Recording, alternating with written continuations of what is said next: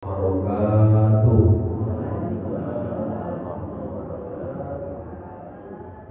Bismillah walhamdulillah Summa salatu wassalamu ala rasulillah Wa ala alihi wa sahbihi wa mawala Ashhadu an la ilaha illallah wahdahu la syarika lah Wa ashhadu anna muhammadan abduhu wa rasuluhu la nabiyya ba'dah. Subhanaka la ilma lana illa ma 'allamtana innaka antal alimul hakim. Wa qala rabbi shrah li sadri wa yassir li amri wahlul 'uqdatam min lisani yafqahu qawli. Shadaqallahu al-'azim. Allahumma faqihna fid-din wa 'allimna at-ta'wil wahdina ila siratikal mustaqim. Amin. Walhamdulillahi rabbil alamin. Ketua dan segera pengurus Masjid Baitur Rahman yang sama-sama kita hormati dan kita muliakan, guru kita, ustaz kita, imam, beserta seluruh jamaah, bapak-bapak, ibu-ibu, hadirin wal hadirat yang tidak bisa kami sebutkan satu persatu. Semoga Allah berikan kita istiqomah, senantiasa taat kepada Allah dan Rasulnya, dan semoga kita selamat dunia dan akhirat, kembali kita berkumpul di dalam surga bersama Nabi Muhammad sallallahu alaihi wasallam. Amin ya rabbal alamin. Apa kabar Bapak Ibu semua, sehat? Alhamdulillah sehat. Kira-kira jemaah kita ini kemana semua ini? Masih pulang kampung? Ada dua kemungkinan. Kalau masih pulang kampung, kemungkinan sudah balik ke Ujung Batu, mungkin sedang sakit. Karena proses perubahan lambung dari Ramadan ke Syawal itu memang kalau tidak bisa dikontrol, peluang kita sakit biasanya ada. Insya Allah yang hadir dan yang tak hadir senantiasa Allah berikan kita istiqomah insya Allah. Amin ya rabbal alamin. Bapak Ibu, ada 3 hal yang ingin kami sampaikan dalam kesempatan subuh ini terkait mengenai kajian kita ini. Saya tidak bahaslah tentang eskavator itu, nanti ada negosiasi. Tadi saya dengar sewa per jam, sewa per hari, itu urusan Bang Faisal sama Haji Jodibirku, nanti saya tidak paham. Saya kasih materi dulu, mengenai minyak dulu saya tidak tahu, yang ini dulu. Bapak Ibu, kita ambil kajian kita pada subuh ini di dalam Al-Quran yang biasa Bapak Ibu baca-baca, dan ini Bapak Ibu merutinkannya, terutama ini di hari Jumat ataupun malam Jumat. Yang disebutkan dalam hadis namanya Suratul Kahfi, Surah Al-Kahfi. Surah Al-Kahfi ini Bapak Ibu adalah surah ke-18.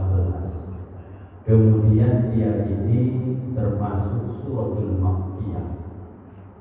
Ada Bapak Ibu dalam istilah tafsir itu, kalau nanti Bapak Ibu menengok macam tafsir Jalalain, tafsir Sawi, Ibnu Katsir, ada itu ditulis Bapak Ibu, apalagi di tafsir Jalalain yang paling kecilnya itu, di muqaddimah itu diterangkannya itu hada suratul makkiyah wa hada suratul madaniyah. Ada 2 jenis surah itu dalam masalah istilah. Ada disebut dengan surah makkiyah, ada surah madaniyah. Salah satu pendapat yang menguatkan supaya gampang diingat orang awam, biarpun semua ini tidak sepakat sebenarnya. Apa beda antara surah Makkiyah dengan Madaniyah? Dikaitkan dengan masalah makan. Makan itu bukan makan maksudnya. Makan itu bahasa Arab tempat. Kalau dia Makkiyah, berarti surah ini turun ketika Nabi masih di kota Makkah. Kalau dia surah Madaniyah, berarti surah ini turun setelah Nabi hijrah ke Madinah. Itu yang paling gampang diingat, sekalipun tak semua sepakat.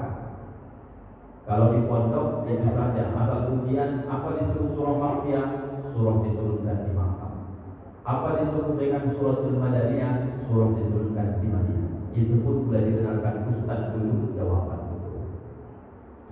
Jadi Bapak Ibu, surah Makkiyah ini 13 tahun Nabi di kota Makkah. 40 tahun umur Nabi menerima wahyu pertama surah Al-A'la, surah Iqra itu, surah Al-Alaq maksudkan. Maka kemudian Bapak Ibu, 10 tahun sisanya itu beliau itu berada di Madinah. 13 tahun ini dua yang sangat ditekankan oleh Nabi. Kalau Bapak Ibu baca di Quran suratul Makkiyah, dia tidak jauh secara khususnya pasti menekankan dua perkara. Apa itu? Masalah tauhid dan tasawuf, akidah dia Bapak Ibu. Bapak Ibu nanti baca suratul Madaniyah, nanti di situ menerangkan tentang masalah fikih dengan syariah. Jadi 13 tahun Nabi mengenai tauhid dulu, betul dulu ketauhidan umat ini, baru nanti di Madinah datang syariah. Salah satunya itu yang disampaikan Pak Faisal tadi, masalah kurban itu syariat juga. Jadi jangan dipisahkan antara akidah dengan syariat. Mana orang yang memisahkan akidah dengan syariat itu Pak Ustaz? Asal sudah bersuluk dia, enggak sholat dia, itu yang payah itu, sesat itu. Karena Nabi tak pernah memisahkan itu, Nabi bersyariat. Kalian ini baru tahu saja kata dia kulit-kulitnya. Awal ini sudah sampai ke bagian tengah, bagian inti. Jadi bapak ada sholat zuhur tadi, itu yang kau nampak itu syariat.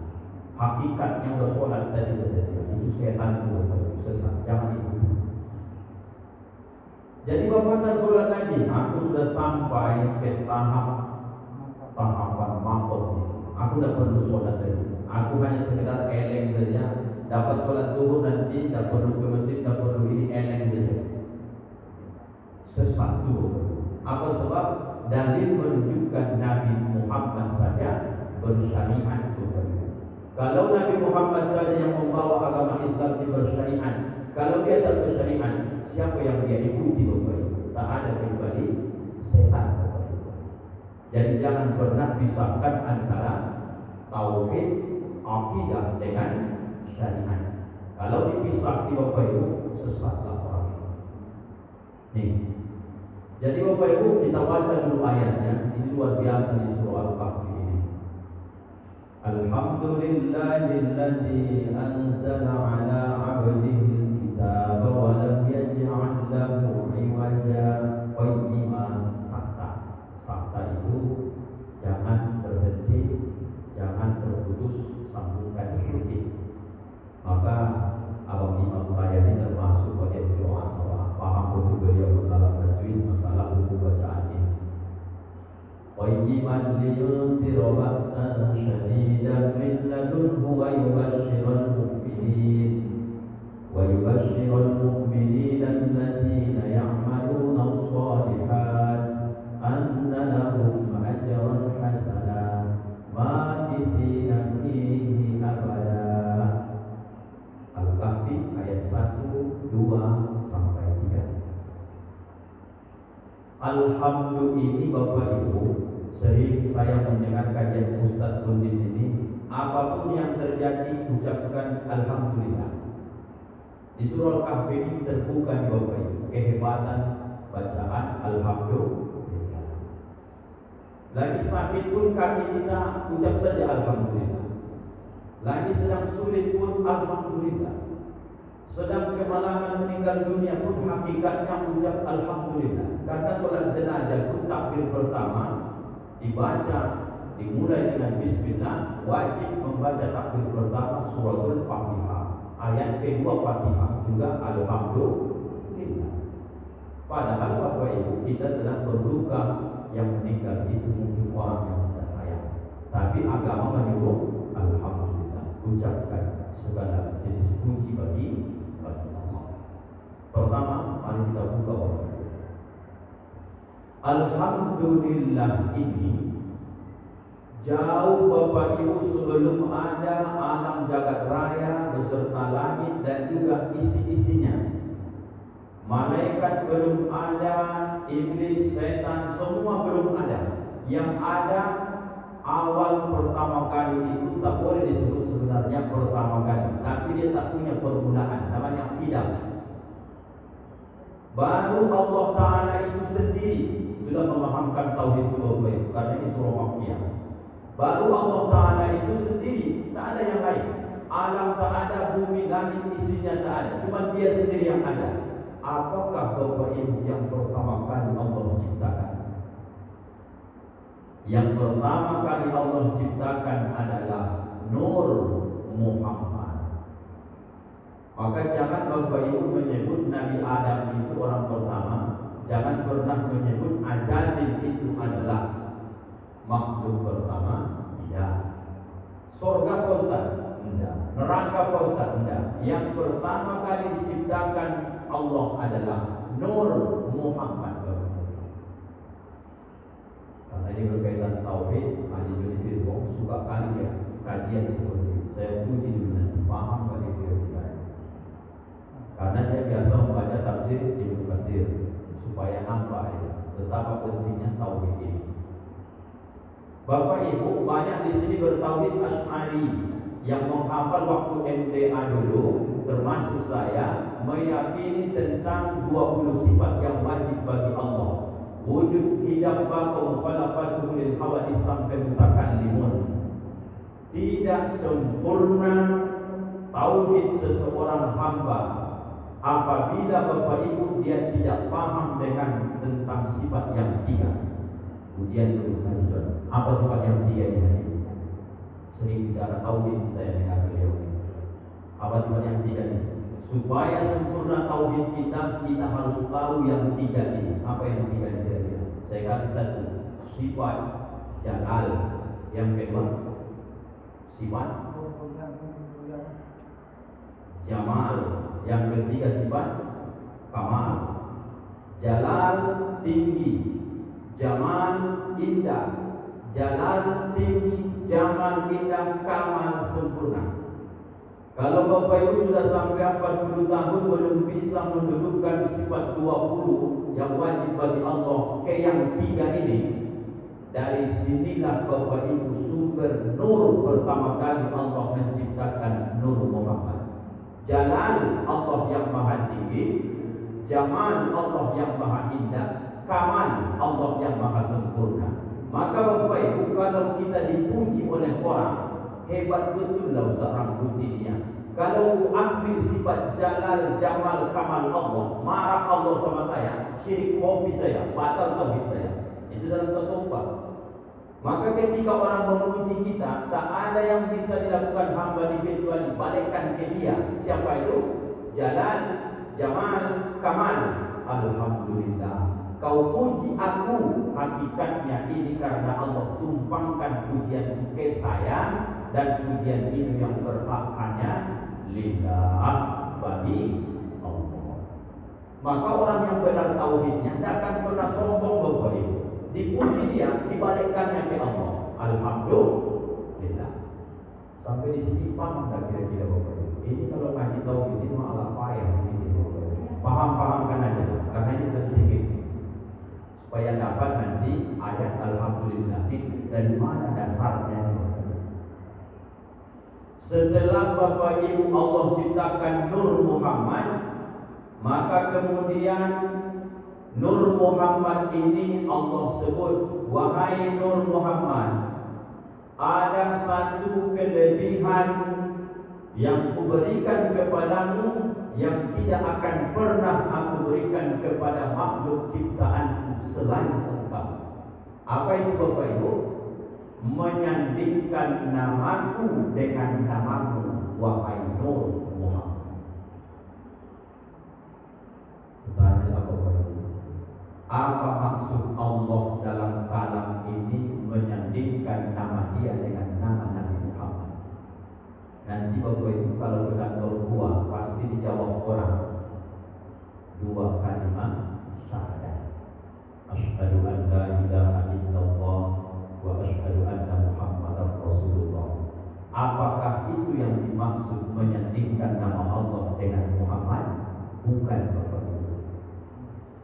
ungkap dia, apa maksud Allah aku sandingkan namaku dengan namamu Muhammad sebagai penghormatan yang tak pernah kuberikan ke makhluk lain. Rupanya Bapak Ibu, kalimat alhamdu itu, sekali lagi, kalimat alhamdu itu dasarnya adalah Allah Muhammad. Alnya itu adalah Allah, membuang lam kedua dengan H besar, maka berbunyilah dia al. Aku muliakan engkau Muhammad, kusandingkan dengan namaku, dengan kalimat hamdu, dengan membuang huruf mimnya, maka Allah gabungkan satu kata nama dia dengan nama Muhammad. Maka itulah yang Bapak Ibu sering menyebut alhamdu, segala jenis puji untuk siapa ini? Lillah. Maka Bapak Ibu sering mengucapkan alhamdulillah. Maka orang yang mengucap alhamdulillah, kata ilmu orang tasawuf, akan senantiasa terbukalah kasat untuknya, dan dia nanti akan bisa melihat yang tak biasa dilihat kebanyakan orang yang tak terbuka kasatnya. Maaf Bapak Ibu, saya bukan mengatakan ini barometer mati gitu, tapi saya cuma menintrospeksi diri kita saja. Apa kata para ulama? Kalau ada orang yang sudah umurnya sampai 40 tahun, kemudian juga belum terbuka kasatnya, belum bisa dia melihat, katakanlah Muhammad itu, apakah di dalam mimpi sesuai dengan hadis sahih? Kalau kau melihat aku dalam mimpi, itu betul aku, kata Nabi, karena setan tidak bisa menyerupai aku, kata Nabi.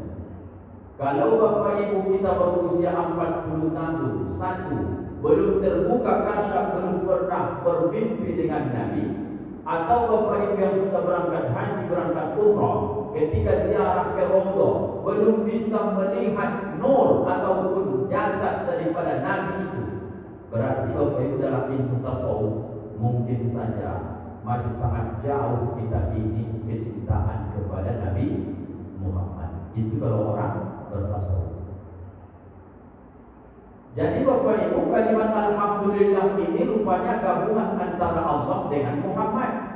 Sesiapa yang sering mengucapkan alhamdulillah, alhamdulillah, alhamdulillah, alhamdulillah sesering mungkin, maka semakin terbuka kasatnya. Apa kasat ini Pak Ustaz? Bukan indera keenam, bukan pandangan yang bisa dilakukan suka-suka, tapi itu adalah karomah diberikan oleh Allah. Kasatnya menengok setan Pak Ustaz, itu sesat, dan ada gunanya itu. Kasatnya menengok yang tidak baik Pak Ustaz, itu maksiat. Tapi kasatnya bisa bertemu dengan orang-orang soleh, para sahabat Nabi. Saya contohkan satu Bapak Ibu, tapi jangan takut kalian Bapak Ibu ya. Dalam kitab itu, ini sebentar lagi berangkat orang haji. Saya sudah sampaikan ke Bapak Kemenak, tolong Pak, ilmu ini disampaikan ke jamaah ketika manasik haji besok. Saya bilang, apa itu? Salah satu nabi yang masih hidup sampai hari ini adalah Nabi Khidir, Bapak Ibu. Setiap musim haji dalam kitab itu Bapak Ibu membuktikan apakah kita ini sudah terbuka kasatnya atau tidak. Maka Nabi Khidir itu berada di Makkah setiap hari Kamis dan hari Jumat. Jamnya pun disebutkan detail dalam kitab itu, dan itu tak diragukan. Kalau hari Kamis Bapak Ibu yang berangkat haji tahun ini, kalau dia ingin mencoba apakah kasat dia terbuka atau tidak, pandangan dia ini secara goib terbuka atau tidak, maka di hari Kamis sore, setiap hari Kamis sore musim haji, maka Nabi Khidir itu Bapak Ibu, dia sedang beribadah sore hari Kamis itu di bawah banjur emas itu. Tahu Bapak Ibu banjur emas kan? Di situ dan dia bersih. Ramai orang bosan, dia selalu terpisah.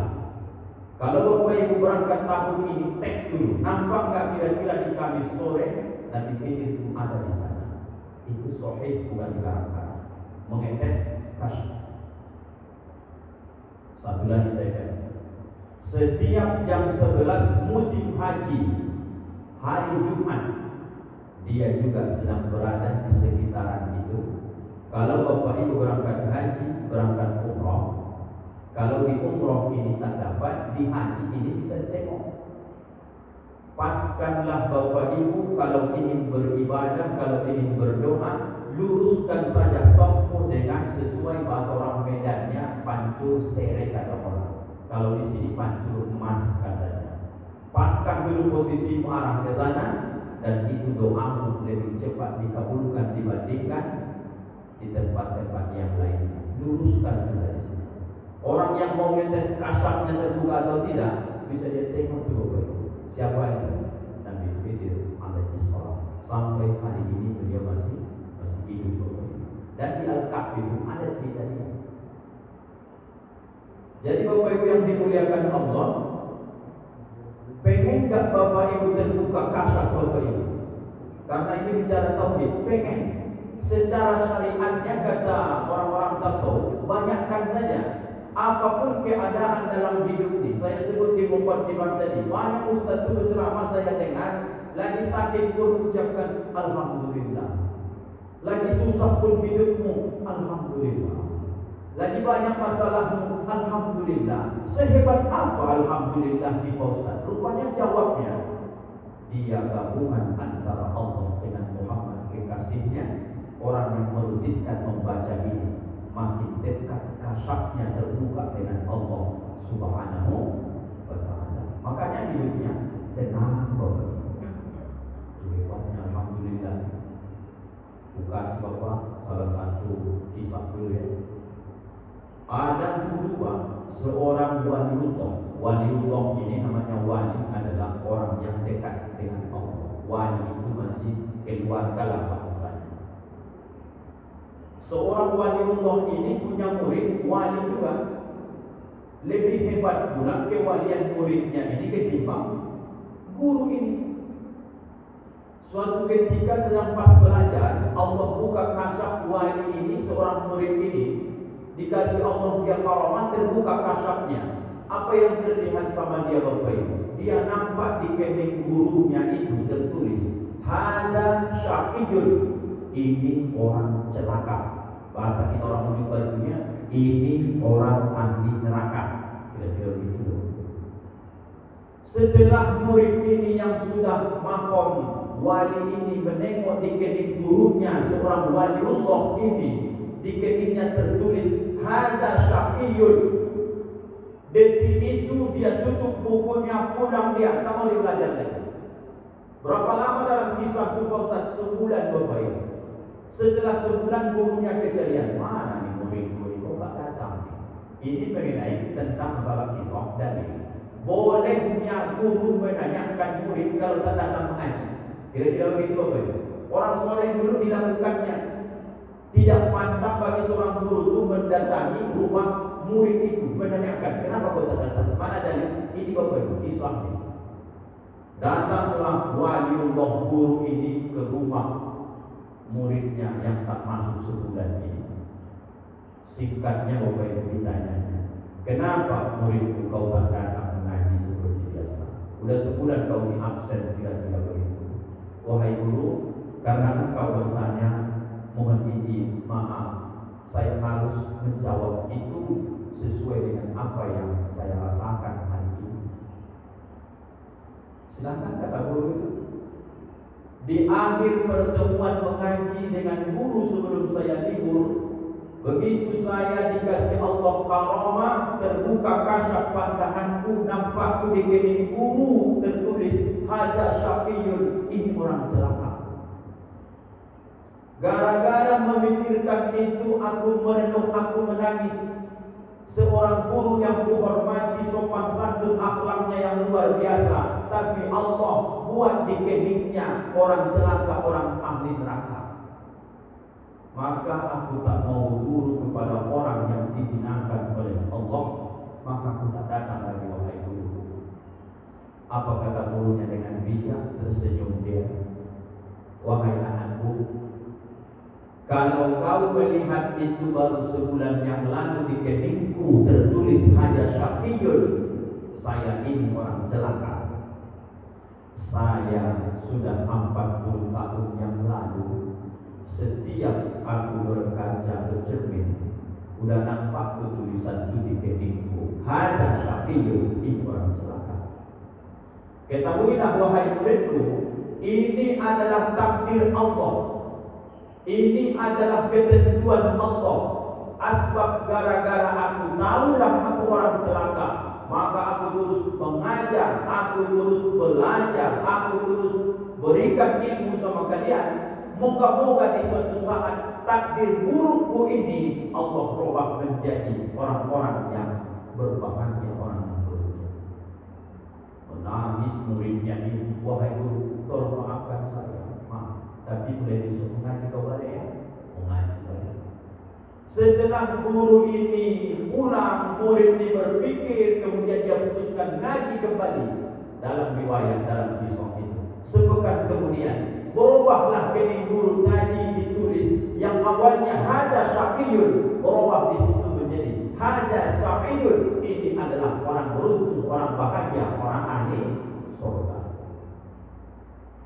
Disampaikan murid ini kepada gurunya, guru, berubah menjadi kening guru tulisan ini. Apa kata beliau? Satu, hukum masalah takdir itu adalah urusan Allah, tapi hukum merubah takdir itu ada ikhtiar yang kita usahakan supaya Allah merubah keadaan kehidupan. Jadi bisa dirubah, bos. Bisa, Bapak Ibu.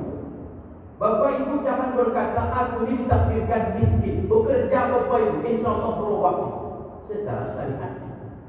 Aku di Ustaz ditakdirkan Allah memang malas ke masjid, makanya aku ini mengatakan ini takdirku, tak pernah saya ke masjid. Bohong dia Bapak Ibu. Karena takdir itu bisa dirubah.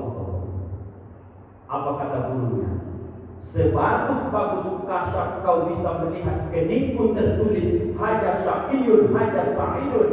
Ketahuilah wahai muridku, kata ulama besar ini, waliullah ini, kasar yang paling bagus dan yang paling tinggi makomnya adalah ketika mampu melihat Nabi Muhammad sallallahu alaihi wasallam. Ibu sudah pernah jumpa dengan Nabi Muhammad. Dalam mimpi sudah pernah Bapak Ibu bertemu dengan Nabi Muhammad. Banyakkan salah satunya di zikir alhamdulillah dalam kehidupan hidup. Alhamdulillah, alhamdulillah, alhamdulillah. Salah satu cara supaya bisa bertemu terbuka kasar dengan Nabi Muhammad sallallahu alaihi wasallam. Ini luar biasa Bapak Ibu. Jadi Bapak Ibu yang dimuliakan Allah, kalau bicara tentang masalah tauhid ini, banyak yang tak bisa dimasukkan ke akal kita, karena dia berbicara tentang masalah yang goib-goib. Maka dalam masalah kalimat alhamdulillah saja kita baca, baru kita sadar selama ini bolak-balik Fatihah itu kita baca alhamdulillah rabbil alamin, alhamdulillah rabbil alamin. Kemana dia perginya sebenarnya Pak Ustaz? Maka Bapak Ibu sering saya sampaikan, ayolah Bapak Ibu di hari tua ini terutama, apalagi kita yang sudah tidak banyak kesibukan lagi, bertorikohlah Bapak Ibu. Banyak guru-guru kita di sini ahli torikoh yang bisa mengantarkan kita menuju jalan. Ikutlah Bapak Ibu. Cari gurunya dekat-dekat sini pun banyak Bapak Ibu, supaya awak kenal siapa itu alhamdulillah. Kalau dapat itu tenanglah, nyaman, karena ini sudah tahu jalannya. Begitu kira-kira Bapak Ibu. Bapak Ibu yang dimuliakan Allah Subhanahu wa taala, itu tentang sekilas poin tentang masalah ketauhidan alhamdulillah. Perbanyaklah itu Bapak Ibu. Waktu kita terbatas Bapak Ibu, sedikit lagi. Liyubashshiral mu'minina alladzina ya'maluna shalihat. Jangan pisahkan yang kedua poin dari Al-Kahfi ini antara iman dengan amal soleh. Apa maknanya? Orang melakukan kebaikan tak beriman, tak ada guna. Orang beriman tapi tidak beramal soleh, sia-sia. Jadi bagaimana maksudnya Pak Ustaz? beriman kepada Allah, jangan Bapak Ibu mengira modal iman itu tidak sholat, tidak puasa, tidak zakat, tidak haji, tidak ada dia melakukan syariat. Habislah dia Bapak Ibu. Atau ada orang baiknya secara syariat, apa itu? Menolong orang mampu, kurban ikut, sholat rajin, tapi akidahnya rusak. Rupanya orang baik ini tadi tak beriman, dia lain pula dia yakini. Maka batallah amalnya, semua tidak menjadi amal soleh, tapi sia-sia tak mendapatkan apapun Bapak Ibu. Jadi harus komplit yang dua ini ya. Harus imannya terbawa dengan amal soleh. Secara umumnya bagaimana dimaksud amal soleh Pak Ustaz? Amal yang selalu dilakukan lillah, hanya karena Allah, baru berhasil dia. Mati tidak pilih abada. Yang ketiga, orang yang melakukan yang demikian itu kekallah mereka tinggal di dalam surga. Dalam tafsir wal jannatu, mereka akan kekal di dalam surga. Kalau dia sudah mengenal Allah, dia kenal Muhammad itu siapa, kasyafnya terbuka, imannya bagus, amal solehnya mantap, maka inilah orang-orang yang akan Allah masukkan ke dalam surga. Janji Allah abada, tidak akan pernah keluar lagi, kekal di dalamnya. Pegangilah yang tiga ini Bapak, insya Allah selamat dunia akhirat. Pagi ini banyak saya tengok jamaah ini kurang paham dengan ceramah ini, tapi karena ini mengenai akidah tauhid, memang agak payah kita mencernanya Bapak Ibu. Selama ini ceramah hadis tentang syariat, sekali-sekali tak ada salahnya, supaya kita makin dekat dengan Allah, kita baca dan kita pahami kalimat-kalimat tauhid ini. Terima kasih Bapak Ibu, itu saja yang bisa disampaikan. Mudah-mudahan bisa dipahami dengan baik. Mohon maaf lahir dan batin, pasti ada kesalahan dalam penyampaian ini. Semoga Allah ampunkan kita semua dan semoga Allah ridho berhormat ini insyaallah. Kita tutup dengan doa kafaratul majelis.